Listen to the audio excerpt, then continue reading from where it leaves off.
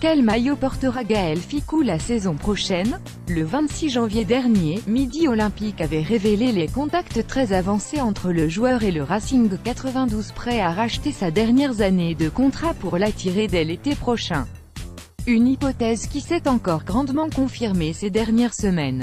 En effet, un accord entre les différentes parties semble tout proche et pourrait même intervenir dans les jours à venir. Incertain ce week-end pour affronter le Racing justement, Fickou, 24 ans, était présent, selon nos informations, dans les travées de la U Arena dimanche dernier pour assister à la victoire francilienne contre Toulon. Alors qu'il était engagé avec le Stade toulousain jusqu'en 2019 après avoir prolongé son contrat de 3 saisons en novembre 2015, le joueur aurait émis le souhait d'intégrer les rangs ciel et blanc lors du prochain exercice. Teddy Thomas, Racing 92 icône sport proche notamment de Teddy Thomas et Yannick Nianga, le jeune prodige envisagerait de les rejoindre d'ici quelques mois pour clore le premier chapitre d'une carrière professionnelle dont les prémices ont débuté en 2012 quand il a quitté Toulon pour signer dans le club le plus titré de l'Hexagone. Forcément, le staff du Racing n'a pas été insensible au talent du garçon récemment revenu dans les plans du sélectionneur de l'équipe de France et en aurait fait une priorité alors que le besoin de renforcer le centre du terrain est évident. Après avoir perdu Johan Goossen tel que chacun le sait, Laurent Trivers et Laurent Laby ont vu Cazorla mettre un terme à sa saison. Au-delà, Albert Vullivoly et Anthony Tweetavake ne prolongeront pas l'aventure avec le Racing.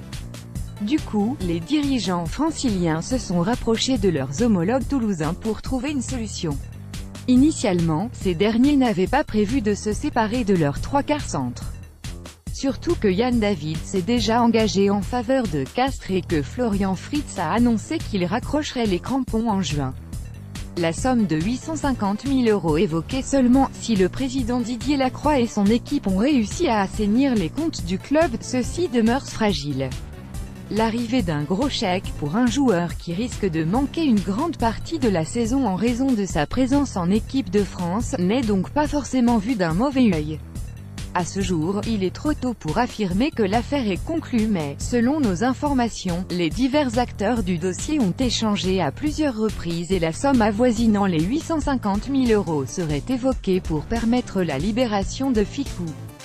Dans cette histoire, Jackie Lorenzetti profite bien sûr de la manne financière née de l'accord trouvé avec Moed Altrat pour le transfert de Goossen, lequel aurait rapporté la somme de 1,4 million € au club francilien. Gaël Fickou, Stade toulousain, versus SU Agénicon Sport. Il manque désormais l'accord du Stade toulousain, et ensuite la validation du montage financier par la LNR pour entériner les choses. Car Didier Lacroix et son staff devront ensuite s'employer pour lui dénicher un remplaçant. Et leur ailier Wandy Lemdjekevu, qui a récemment donné satisfaction au centre, s'est engagé avec Perpignan. Or, le marché semble fermé sur ce poste.